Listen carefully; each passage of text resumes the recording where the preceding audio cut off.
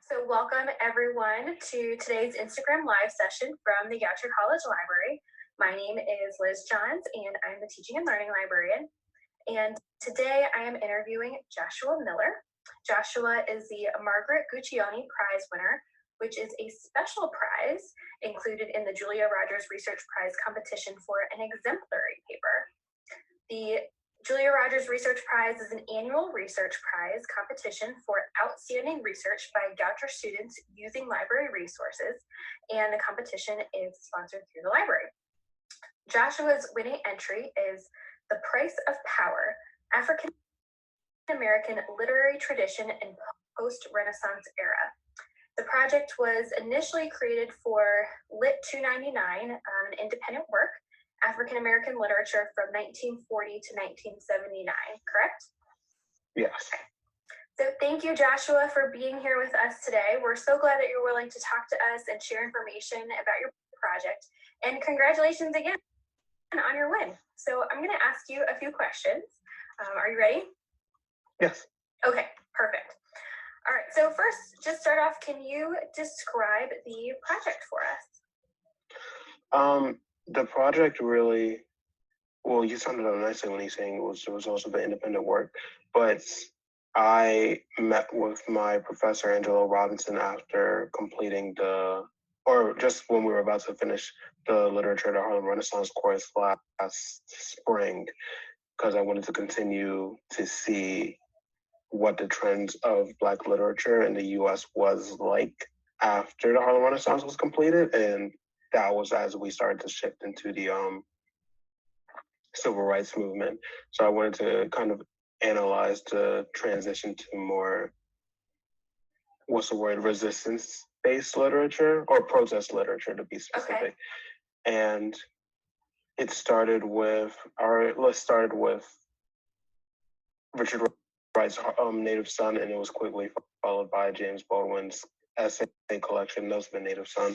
And in the first two essays, or the first 40 essays of Baldwin's collection, there was a harsh critique of Native Son as being somewhat shallow, and I wanted to explore that. And so that was something, I had the seed for the idea planted early on, and it was something that continued to cultivate as we explored more and more texts in the course, like the autobiography of Malcolm X, Kindred by Octavia Butler, and especially The Bluest Eye by Toni Morrison later on. The fact that I was able to identify certain themes that persisted throughout from the 40s to all the way to the 70s and beyond affirmed some of the points I wanted to make throughout the essay when it came to addressing how Black people function and why they function that way in that time period. And what were some of the themes that you discovered through your research? The biggest one, well, the reason I named my essay The Price of Power was because I kind of focused on that idea of what it would take. There were themes of white supremacy, but I also noticed that, especially when it came to Black men, there was a danger of emulating that power, which was definitely, I think, part of something that Kindred affirmed, definitely a part of the legacy of slavery when it came to Black people affirming one of the only ways that they might have been able to survive and or thrive in general. There was definitely hints of sexism, definitely misogynoir, and those are some of the major things that I noticed. Okay. Any of these works that you mentioned, did any of them have particular impact in the project? Which ones? Nizaki Shang's work for Colored Girls Who Consider Suicide was a pretty major one. Autobiography of Malcolm X was fairly major because it was a nonfiction. It was one of the few nonfictions, if not the only one. Yeah, along with James Baldwin's, it was one of the few nonfiction perspectives, and it managed to affirm a lot of points that was going on. Mm-hmm. And like I said, Native Son. Native Son was kind of the unifying text for the semester. It was something I wanted to consider because of what the protagonist figure kind of represented on a macro scale. like what it said about the Black community as a whole, or at least Black men in the community, and definitely The Blue Side by Morrison, because it kind of took Native Son and it applied it to a greater scale throughout the community as a whole instead of just one person. Okay. Wow, that's really interesting. I can see why this project won the exemplary paper project, because it's so interesting. So what was, I know this was part of a class, but did you have any particular inspiration for this project and why you went down this route?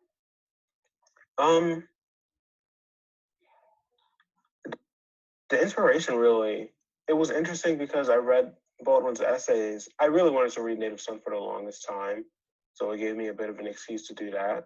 But the inspiration for this specific paper really came because I was reading Baldwin's essays and I was like, I feel like we're missing something here. I feel like their critique was a bit too shallow of the text as a whole, which getting at and making Bigger the way he is, because there's no doubt that Bigger is a flawed character, but to say that he's backwards and that he's actually kind of signaling the regression of the efforts of civil rights workers, I felt that was a bit contradictory, and that wasn't what Wright was going for. So I wanted to find a way to show what Wright was really trying to accomplish. Okay, that's amazing. I wish that I had that kind of experience with these resources and in these classes. I'm very impressed right now. Sorry. Thank you. So what challenges did you encounter when crafting this project, if any? The major challenge that I encountered was when I was about 8 pages in. There was a point where I knew what I wanted my argument to be, but I wasn't quite sure how to get there, which really led me to the library and digging around, because Professor Robinson recommended a lot of books to me. And I was ended up digging around in the library and finding a bunch of background sources, because one of the interesting things about this paper was that it's kind of shy of pure academic secondary sources that at least focus on the text themselves. I did use secondary sources, but most of them were in regards to like the background of the essay. Like it would be something written by Ralph Ellison, or it would be something written by Baldwin, or even Richard Wright himself, explaining the character and why he made the character that way.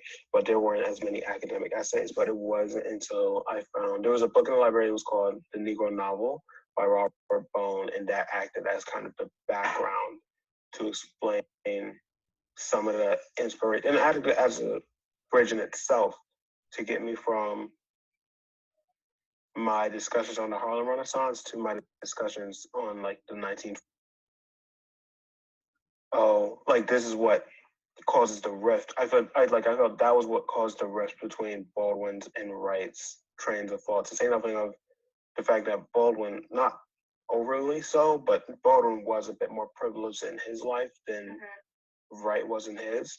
So I was able to kind of bridge the gap there and figure it out using Robert Bone's book as supplementary background information. Awesome. That's great that you were able to find that in the library. Speaking of the library, related to this project or any other project, how has the library made a difference in your time at Goucher? The library has been a really great resource just for cranking out work. It's something that I can depend on where like I'm going to be, it's not always perfect for my focus, but it's always somewhere I can be like, okay, I can go to the quiet floor and bang something out here. And like I'll have my music and I can focus.